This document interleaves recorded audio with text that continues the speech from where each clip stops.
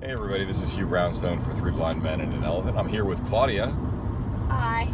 We're taking a 10-day road trip, shooting road trip. We've got a pile of gear to test. Panasonic gear, Olympus gear, Sony gear, Cartoni gear, Zacuto gear, Atomos gear, all in service of telling a story. Anyway, this is just handheld right now on an iPhone 7 Plus. Left the gimbal in the trunk, but we'll keep you informed, and this is going to be fun.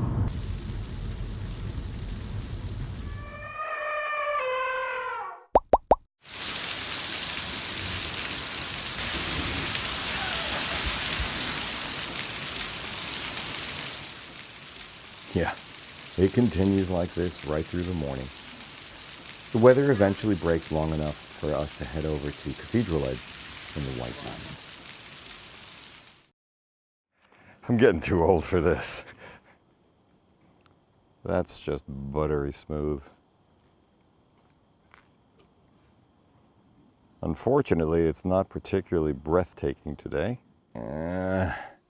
With the heavy mist and a continuing threat of rain, we just decided to pack it in for the day, try another time, and concentrate on experiencing rather than capturing the moment.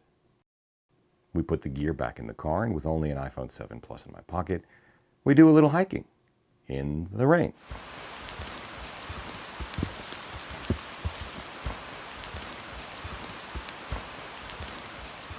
And of course, we get soaked. But the thing is, it's worth it.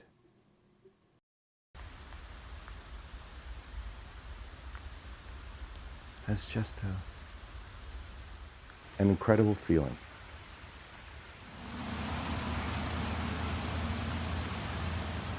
Well, then it just gets ugly again, and it continues like this for days. In fact, until the morning we prepare to head south toward Portsmouth. The rain stops long enough for a couple of quick hyperlapses and a few beauty shots of the gear. Really, I'm just not in the mood to do anything else.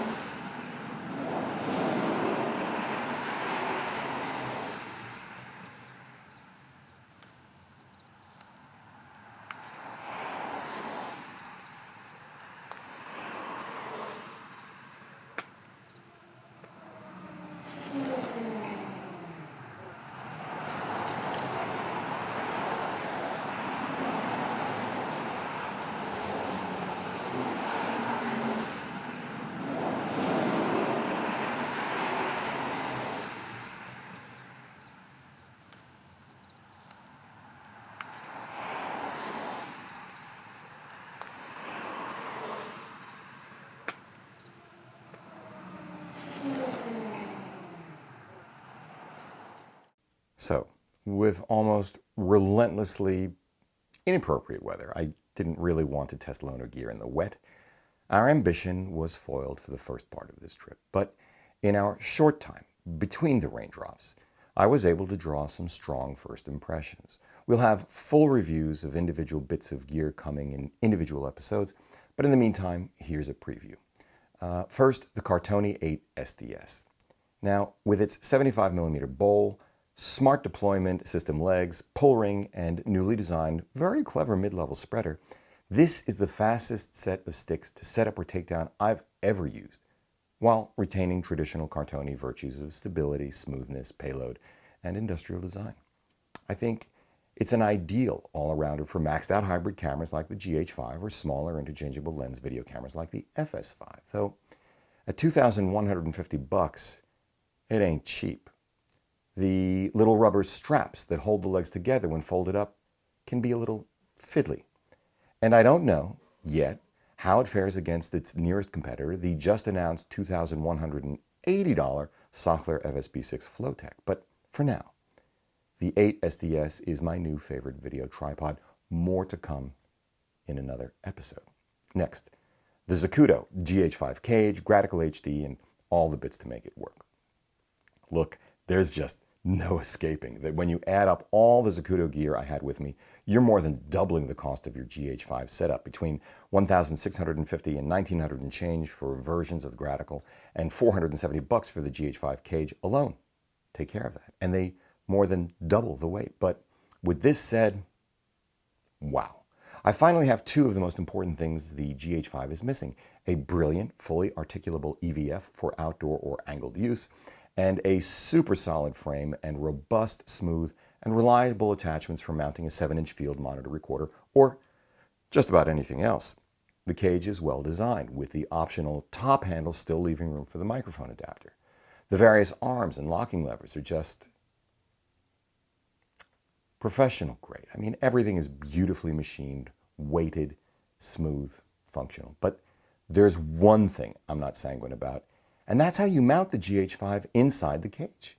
Because using the GH5's camera strap lugs as two additional screw-down points of contact to the cage is a very clever idea, but along with the tight tolerances making it impossible for me to leave on the Peak Design quick-release straps and the absence of a quick-release plate inside the cage, a hybrid shooter like me can't seamlessly remove the camera for stills or, because of the GH5's excellent in-body image stabilization, some quick, dynamic movement pickup shots.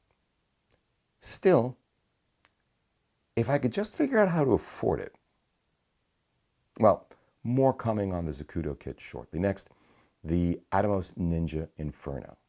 Now, this trip was really about stepping outside of a studio, a bat cave, moving beyond street photography, and shifting to filmmaking in the great outdoors. A truly viewable 7-inch display with focus and exposure assists, along with a recorder when you're looking to achieve ultimate image quality or headroom, this is a critical part of that equation. And the Inferno makes a compelling case for itself. On first blush, it has the same excellent touchscreen interface and assists of the Assassin, but with 2 batteries instead of 1, that 1,000 nit screen, and a reduced price of $895, this is a significant improvement. I don't know if it would survive a drop, and I wish it had a non-glare screen, but stay tuned, more on the Atomos coming soon too. Next, Panasonic's GH5 and Sony's FS5. You already know, or if you haven't seen my other reviews, I'll tell you now and include links somewhere, that I think these are both great cameras with great gear ecosystems available for each.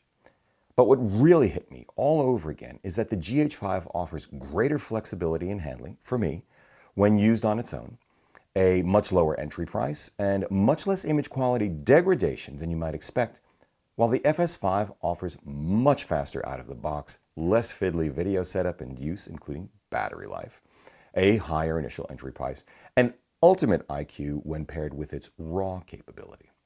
The thing of it is, from whichever starting point you begin, differences in video performance, handling, and price fade as you rig up the hybrid.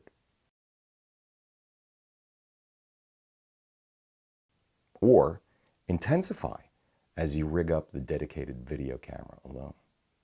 Anyway, as I said, more episodes coming up as we explore these things in greater depth, along with other gear we eventually used on this trip, like DJI's Mavic Pro and the Crane M gimbal. Of course, the one big thing on this trip for me, the biggest thing, was learning yet again that being with the right people, showing up, having a plan, abandoning that plan when it makes sense to do so, and being curious enough, open enough, passionate enough about what you do to find new goals, meet new people, learn new things along the journey. Well, that's a well-lived life. If you like what you've seen here today, please give a thumbs up, subscribe, join the conversation below, share, add to a playlist, even consider supporting our work by using our no-cost-to-you affiliate links, which now work in over half a dozen countries, or even sending us coffee money directly via the PayPal link below. We thank you for it. For 3 Blind Men and an Elephant, I'm Hugh Brownstone. See you next time.